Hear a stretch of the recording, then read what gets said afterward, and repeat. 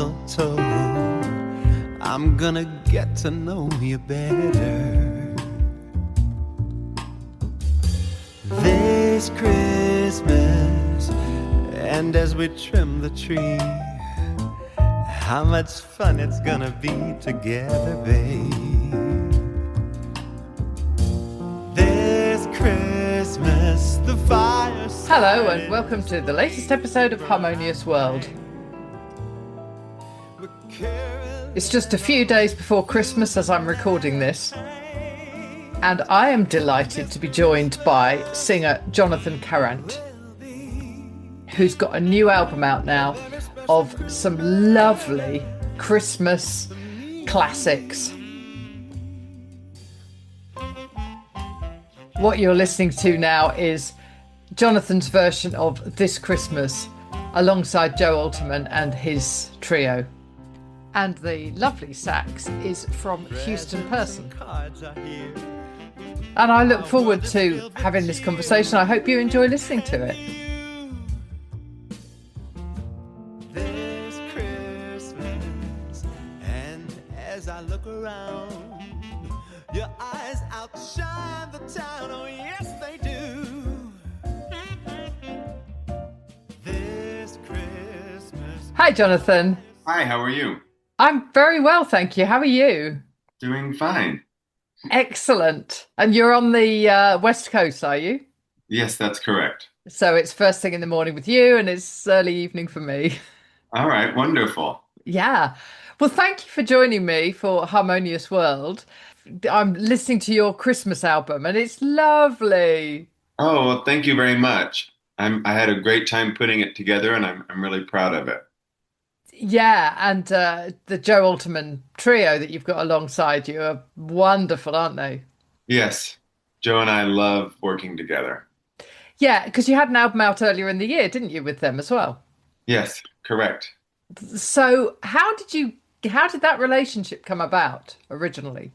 We met 12 years ago when we were both living in New York, and we met through a mutual friend, Tony Middleton, who was a kind of rhythm and blues singer from a group called the Willows originally. But then at that point, he was older. He's passed away during COVID, but at that point, he was older and, gigging around New York, and we met through him.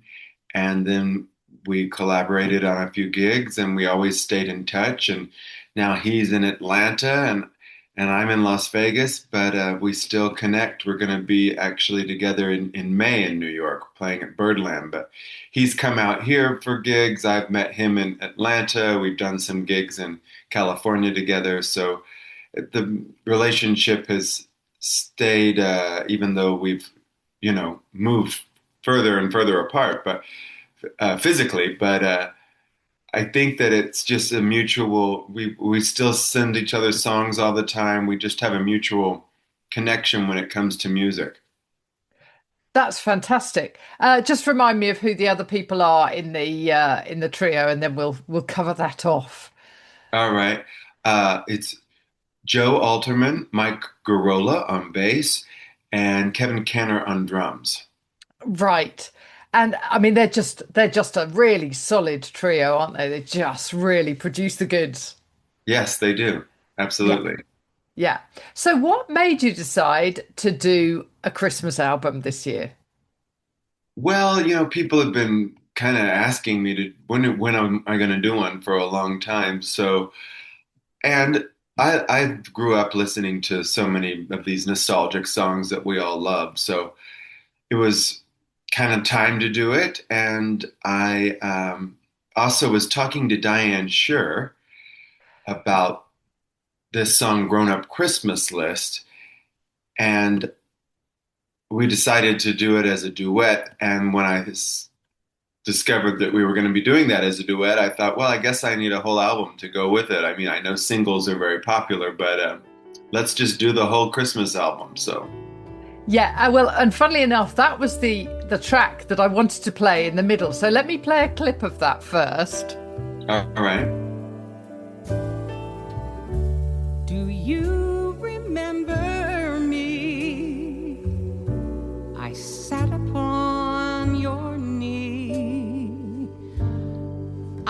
to you with childhood fantasies.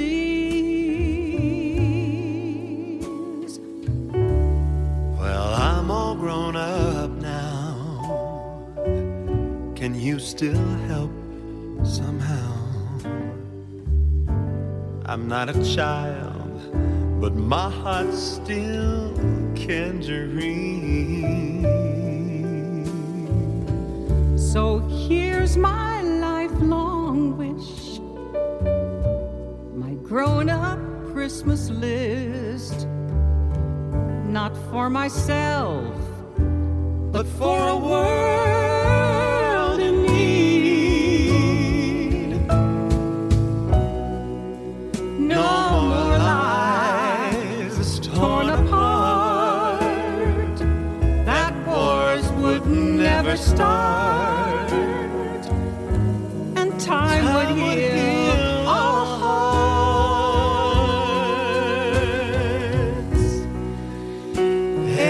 Everyone would have a friend, and right would always win, and love would never end.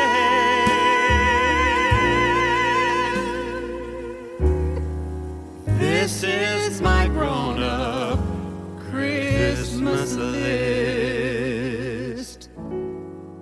What is this illusion called? The innocence of you. Maybe only in our childlike dreams. And of course, that's written by the amazing David Foster, isn't it? That's correct. Yeah, he's an amazing, prolific composer from Canada. Is that right? Yes, that is right. And Right. yes, he's worked on many, many great projects. And Deedles and I, Diane Shure and I, just both really loved that message of the song, not only for Christmas, but for always. And most people have recorded it and kept it in that kind of classical kind of vein. But when we decided to record it, we wanted to kind of take it to church. Yeah, and I think it's very apt for our times, isn't it? Yes, it is. So have you worked with Diane Shure before? We met at a jazz festival and 10 years ago in October. And since then, we've just become great friends. And yes, we have gigged together, sat in each other's shows, whether it's in California or New York. And we've always had fun doing that. But we actually just worked on a collaboration album together that will be coming out in 2026. Ah, so there's more to come. Yes, there is. Oh, that's fantastic. But doing this particular track obviously sparked the whole thing of the need to do an entire Christmas album. Yes, it did. Yeah. Yeah, This track kind of got it all rolling. yeah, yeah. And you've taken some real classic Christmas tracks, haven't you? Christmas tunes. Yes, and we didn't want to take them so far away from that nostalgic feeling that makes people, feel warm during the season. But we did put our own stamp on them and twist and change some things to make the arrangements. Yeah, because that's what you do, isn't it? I've listened to quite a lot of you and Joe Alterman. Is Joe Alterman on the Diane Shure album that's coming out in next year as well? He's not on that one. It's Tamir Handelman that's on piano. Oh, right. Okay. But you and Joe, when you work together, you take quite a lot of really interesting. I mean, I heard your version of what's the Elton John track that you did with him? Your Song. Yeah. Yeah. So I mean, that's a big song to take on. Yes, he actually, Joe picked that one. And he said, "What about the Elton John song, Your Song?" And I said, "Really? That one?" And he said, "Yes, but I'll play it like this, and he put a funk groove to it, and then he said, you make it soulful as you do, and let's try it. So it ended up being a lot of fun to do. Yeah. Yeah, and obviously that's your approach to these tracks is to kind of reimagine them without taking them too far away from the original. Yes. Yeah. Just bring them to whatever our personal kind of style is or how we want to present it. The Last Christmas, the George Michael song, we put a Latin bossa nova to that, slowed it down a little bit. And I've Got Your Love to Keep Me Warm, we did as a samba. So just playing around. Yeah. Indeed, and I think that's quite a nice thing to do. So you're not taking them a million miles away, but they're your version, which is great. Yeah. So tell me a little bit about your background. How did you get into this singing? And especially because your voice is beautiful. Well, thank you. I started in church. I think I had my first solo at age 6, and then kept on in choir there, and then started. I don't really know. I mean, I was in choir for school too, but I always say that the music picked me. I really gravitated towards the Great American Songbook, singers like Sinatra and Billie Holiday. At a young age, I had heard a little of it from my grandparents, but then I really took it and went with it and started digging deeper into the music and finding obscure tunes and finding maybe some more obscure singers and hornblowers and pianists. And so, yeah, I always say it picked me because I really don't know. There wasn't anybody really pushing it at me. Right. So what's going to be next then? You've got the new album with Diane Shaw coming out next year, but what else is happening? Well, I'm going to continue to, through the season now, continue to do some joyful shows with the songs from the holiday album, and then continue to promote also the newest release there with Joe Alterman, the live in concert album. And then I'm traveling quite a bit in the first part of the new year, but then once the year gets underway, we'll start releasing singles from this new album and working on getting the album out in the fall, full album. But we're Yeah. releasing probably 4 singles first. Yeah, it's interesting how that's become a thing now, which I really like because it's kind of like drip feeding the joy. Right. Yeah, it is interesting. I think I think our attention spans have maybe become much shorter due to technology and the way everything is at our fingertips. And I think by releasing singles, perhaps it gives, the track a little more time to get some attention and build some momentum. And you can kind of present tracks to your listeners with a little more intent, perhaps. Right. Individual tracks. Yeah. Yeah. Yeah. And then you present the whole thing and you can do that in a different way as well, I think. So, Right. Right. I yeah. still love full albums, but Yeah. yes, track singles are where it's at these days. So. Yeah. I tend to, it's really interesting that because as well as the podcast, I review albums. And one of the things that I do is I tend to go, oh, well, I'm not going to review a single because I'm going to wait for the album to come out. But as soon as I've got the single, I want to hear the album. So the process is working. Yeah, So absolutely. That's interesting. yeah, yeah.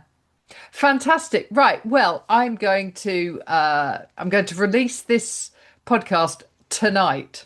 I don't often do that, but it'll be out today because it's so Christmassy and that way people can hear it at the right time. All right, So wonderful. so where will people be able to hear you in the coming days running up to Christmas? Well, I have one more holiday show in Las Vegas, and I just did several in the Midwest. But you can hear all my music, Yeah. anywhere you find music, and you can find everything about me on my website. So hopefully we will cross paths sometimes. Yeah, fantastic. Well, thank you so much for joining me, and hopefully you'll come over to the UK, and it'd be great to see you live. I would love that. It's been a few years since I've been there.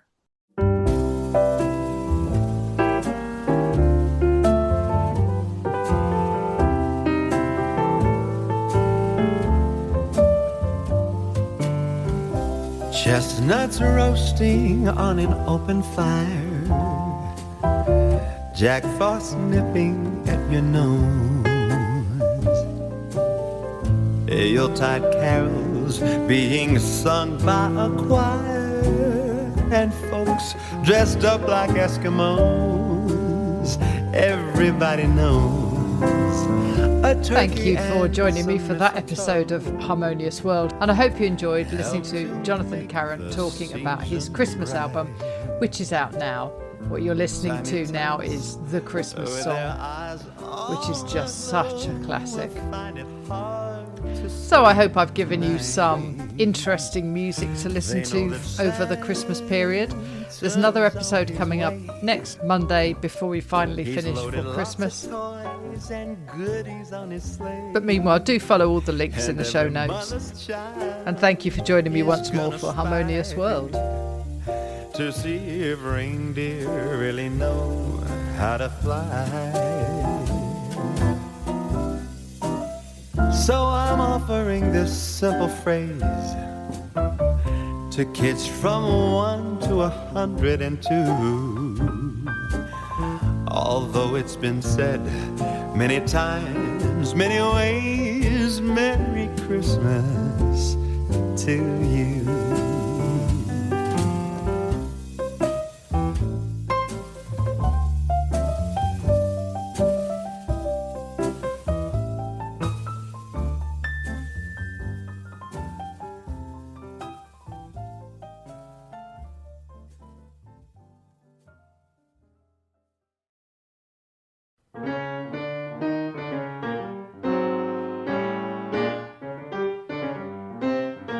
Thank you for listening to the latest episode of Harmonious World. My name is Hilary Seabrook, and it's a great delight to bring this series of discussions with musicians and composers and writers and all sorts of people to you.